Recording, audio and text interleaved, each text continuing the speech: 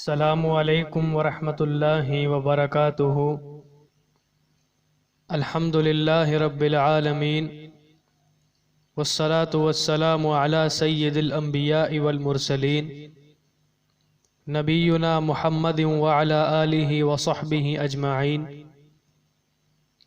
فقال اللہ سبحانہ وتعالی فی کلامہ المجید قل ان کنتم تحبون اللہ فاتبعونی یحببکم اللہ ویغفر لکم ذنوبکم واللہ غفور الرحیم۔ اللہ رب العزت کے لیے ہر قسم کی تعریف، تسبیح، تحمید اور تمجید ہے۔ بے شمار درود اور سلام امام الانبیاء، خاتم النبیین، سید الاولین والآخرین، ہمارے پیر و مرشد جناب محمد مصطفیٰ صلی اللہ علیہ وآلہ وسلم کی ذات گرامی پر آج میں آپ کے سامنے جو موضوع لے کر حاضر ہوا ہوں وہ ایک سوالیہ نشان کے طور پہ آج میں آپ کے سامنے رکھنا چاہتا ہوں، اور ہم سب مسلمان مل کر اس سوال کا جواب تلاش کرنے کی کوشش کریں گے، اور ہم اپنا تجزیہ اور محاسبہ بھی کریں گے کہ آج کل جو ہم اپنی زندگی کا طریقہ اپنائے ہوئے ہیں گزارنے کا، وہ ہمیں کس راستے پر لے کر جا رہا ہے۔ کیا ہم نے کبھی سوچا، ہم نے کبھی غور کیا کہ جس طریقے پر ہم اپنی زندگی کو گزار رہے ہیں یہ طریقہ مجھے جنت میں لے کر جائے گا یا کہ دوزخ میں لے کر جائے گا؟ تو آج ہم سب مل کر اپنے صحیح راستے کا تعین کرنے کی کوشش کریں گے، اس کو تلاش کرنے کی جد و جہد کرنے کا عہد کریں گے۔ سامعین محترم، ہمارے اوپر اگر کوئی مشکل اور پریشانی آئے تو ہم اپنے سے بہتر کسی بندے کو تلاش کر کے اس سے دعا کرواتے ہیں، اس کو کہتے ہیں کہ میں یار اتنے بڑے مسئلے میں پھنس گیا ہوں، تم ہمیں بہت نیک اور پارسا نظر آتے ہو، تو تم ایسا کرو کہ رات میں تہجد میں اٹھ کر ہمارے لیے دعا کرنا کہ اللہ رب العزت ہمیں اس مسئلے سے نجات عطا کر دے۔ تو وہ شخص ہمارے لیے دعا کرتا ہے، اور چند مہینے گزرنے کے بعد ہمیں اللہ تعالیٰ اس مسئلے سے نجات عطا کر دیتا ہے۔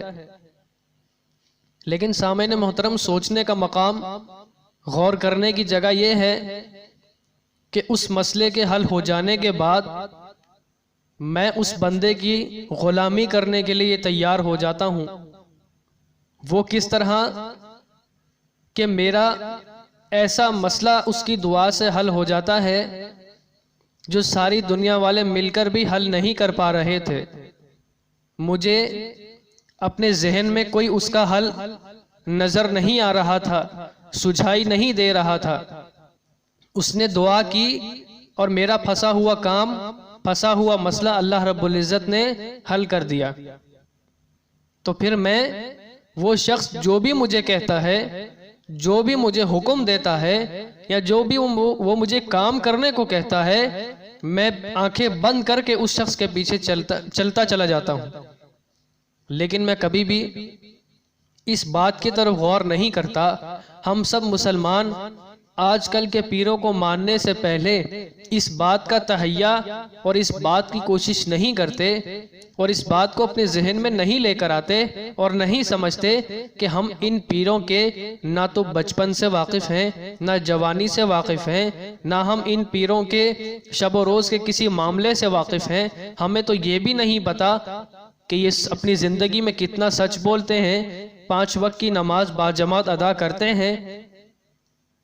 ہم نے بس اپنا مسئلہ حل ہونے کی وجہ سے ان کے پیچھے چلنا گوارا کر لیا ہے، اور پیر کامل کے راستے کو چھوڑ دیا ہے۔ تو سامعین محترم، آئیے قرآن مجید کی ایک آیت میں آپ کے سامنے رکھتا ہوں، اس سے یہ بات سمجھنے میں ہمیں زیادہ آسانی ہوئے گی۔ اللہ رب العزت قرآن مجید میں فرماتے ہیں یوم ندعو کل اناس بامامہم، کہ قیامت کے دن ہر بندے کو، ہر شخص کو، ہر انسان کو اس کے امام کے ساتھ، اس کے قائد کے ساتھ اٹھایا جائے گا۔ تو سامعین محترم مجھے یہ بتلائیے، یہ بات سمجھائیے، ہم یہ بات سب مل کر سمجھیں کہ اللہ کے نبی کے بتائے ہوئے راستے کے علاوہ کوئی بندہ مجھے اپنی راہ پہ لگا دے تو مجھے کون گارنٹی دے گا کہ میں اس کی راہ پہ چل کے جنت میں داخل ہو جاؤں گا؟ آج کا کوئی پیر مجھے اگلے سیکنڈ زندہ رہنے کی گارنٹی نہیں دے سکتا، جنت کی کیا گارنٹی دے گا؟ اور جس پیر کامل کی میں بات کر رہا ہوں، اگر ہم ان کے راستے پر عمل کریں، ان کے بتائے ہوئے طریقے کو اپنی زندگی میں ڈھال لیں، تو اللہ کے نبی ہمارے پیر کامل ہمیں جنت کی گارنٹی دیتے ہیں کہ تمہیں لازماً جنت ملے گی۔ ایسا ہو نہیں سکتا کہ تم میرے راستے پہ چلو اور تمہیں جنت نہ ملے۔ میں آپ کو حدیث سناتا ہوں، ہمارے پیارے نبی صلی اللہ علیہ وسلم فرماتے ہیں کہ جو بندہ اپنے دو جبڑوں کے درمیان چیز یعنی زبان کی حفاظت کرے اور اپنے دو پاؤں کے درمیان چیز یعنی شرمگاہ کی حفاظت کرے تو میں محمد صلی اللہ علیہ وسلم اس کو جنت کی گارنٹی دیتا ہوں، ضمانت دیتا ہوں۔ اگر وہ ان دو چیزوں کی حفاظت کر گیا تو وہ جنت میں داخل ہوگا۔ اب مجھے یہ بتائیے، ہمارے نبی صلی اللہ علیہ وسلم نے جنت کی بشارت دے کے کسی صحابی سے پیسہ لیا ہو، کسی صحابی کے گھر جا کے رہے ہوں، کسی صحابی کی بیوی کو کہا ہو کہ میری خدمت کرو، تم میری کنگھی کیا کرو، تم میرے کپڑے دھویا کرو۔ اللہ اکبر کبیرہ، آج کے پیر ہم سے کیسے کیسے کام کرواتے ہیں، ہم نے کبھی بھی اس طرف غور کرنے کی کوشش نہیں کی۔ صرف ہمیں نیا کام کرنے کو ملتا ہے۔ وہ کہتا ہے کہ کسی جانور کا خون لے آؤ، وہ کہتا ہے کہ اپنے گھر کی بنیادوں میں ایک بکرا لاہ کے ذبح کرو اور اس بکرے کا خون تمہارے گھر کی بنیادوں میں جانا چاہیے، تبھی تمہاری بلائیں ٹلیں گی۔ ہم نے کبھی بھی یہ نہیں سوچا کہ اللہ رب العزت نے جس خون کو حرام قرار دے دیا ہے، ہم اس خون کو استعمال نہیں کر سکتے، یہ ہماری گھر کی بنیادوں میں جا کے بلاؤں کو کیسے ٹالے گا؟ یہ تو ناپاک چیز ہے، حرام چیز ہے۔ ہم کبھی بھی دماغ سے نہیں، دل سے سوچتے ہیں۔ جب ہم دماغ سے سوچیں گے، اسی لیے اللہ قرآن میں جگہ جگہ یہ بات تاکید کے ساتھ اور تکرار کے ساتھ فرماتا ہے کہ افلا تعقلون، تم لوگ عقل کیوں نہیں کرتے؟ تو پھر ہمیں سوچنے کی ضرورت ہے کہ ہمارا دماغ کام کیوں نہیں کرتا۔ جو وہ بندہ ہمیں کہتا ہے ہم من و ان اس پر عمل کرتے ہیں۔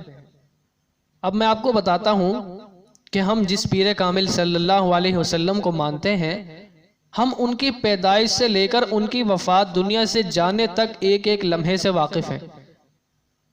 آپ دنیا میں آئے، حضرت آمنہ رضی اللہ تعالی عنہا کے بطن مبارک سے آپ کی پیدائش ہوئی، ہمیں پتہ ہے۔ آپ حلیمہ سعدیہ کے گھر رہے، ہمیں پتہ ہے۔ آپ بچپن میں بکریاں چراتے تھے، ہمیں سب معلوم ہے۔ کتابوں میں آپ کی سیرت کے متعلق لکھا ہوا ہے۔ آپ شام کا سفر کرتے ہیں، ایک یہودی بندہ یا عیسائی بندہ آپ کو واپس بھیج دیتا ہے یہ کہہ کے کہ آگے دشمن ہے، اس کو ہلاک کر دیں گے، تو آپ اس کو واپس لے جاؤ، آپ کے چچا سے کہتا ہے، ہمیں پتہ ہے۔ آپ کی شادی سب سے پہلے جناب خدیجہ رضی اللہ تعالی عنہا سے ہوئی، ہمیں پتہ ہے۔ دوسری شادی حضرت سودا سے ہوئی، تیسری شادی حضرت عائشہ سے ہوئی، سب کا سب ہمیں پتہ ہے۔ آپ کس جنگ میں گئے، کس جنگ میں نہیں گئے، آپ نے صحابہ کو کیسے تیار کیا، کس لشکر کے ساتھ کس صحابی کو روانہ کیا، آپ صلی اللہ علیہ وسلم نے کون سی جگہ پر کون سا معجزہ آپ کے ہاتھوں رونما ہوا، ہمیں سب پتہ ہے۔ تو پھر بھی ہم ایسے روزے روشن کی طرح آیا رکھنے والے تعلق اور ایسے روزے روشن کی طرح آیا اپنی نبی کی زندگی کے ہر ایک ایک لمحے کے ہونے کے باوجود ہم کیسے کسی دوسرے کے پیچھے چل سکتے ہیں؟ یہ تو ایسے ہی ہوا نا کہ ہم اپنے باپ کا نام لیں اور باہر کسی دوسرے آدمی کی بات مانیں، کیونکہ اللہ کے نبی صلی اللہ علیہ وسلم نے ایک حدیث میں واضح کر دیا اس بات کو کہ اگر تم سب دنیا سے بڑھ کر اور اپنے ماں باپ سے بڑھ کر اگر مجھ سے محبت نہیں کرتے تو تمہارا ایمان مکمل نہیں ہے، کامل نہیں ہے، اکمل نہیں ہے۔ تو اللہ کے نبی صلی اللہ علیہ وسلم نے شرط لگا دی کہ اپنی جان سے بھی بڑھ کر اگر مجھ سے پیار و محبت و عشق کرو گے، لگن رکھو گے، تب تمہارا ایمان مکمل ہوگا۔ اور پھر اس کامل ایمان کے ساتھ جو میں کہتا جاؤں وہ کرتے جانا، جس چیز سے میں منع کرتے جاؤں اس سے رکتے جانا، تو جنت تمہارا مقدر ہوگی۔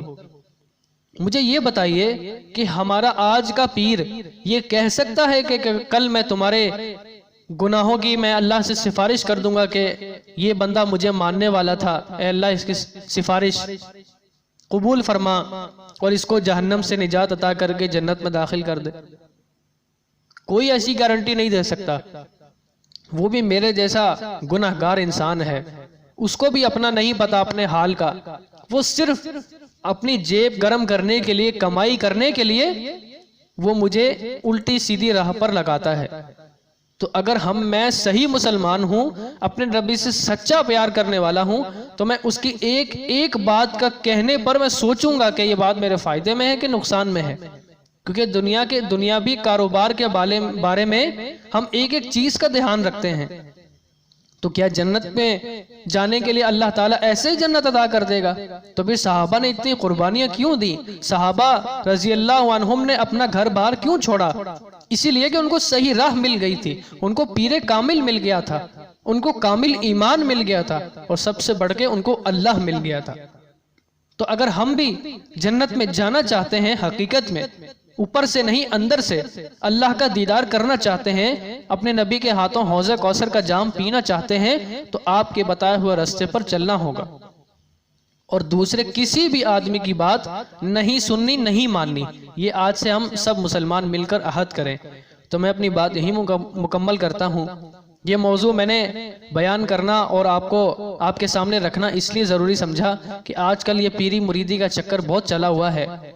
تو ہم امت محمد صلی اللہ علیہ وسلم ہیں، ہم اس نسبت کا لاج رکھ لیں گے تو اللہ تعالیٰ کل قیامت کے دن اسی نسبت کی وجہ سے ہمیں جنت عطا کر دے گا۔ تو دعا ہے کہ اللہ تعالیٰ ہم سب کو اس موضوع کو سمجھ کر اور اپنے صحیح راستے کا انتخاب کرنے کی توفیق دے۔ والسلام علیکم ورحمۃ اللہ وبرکاتہ۔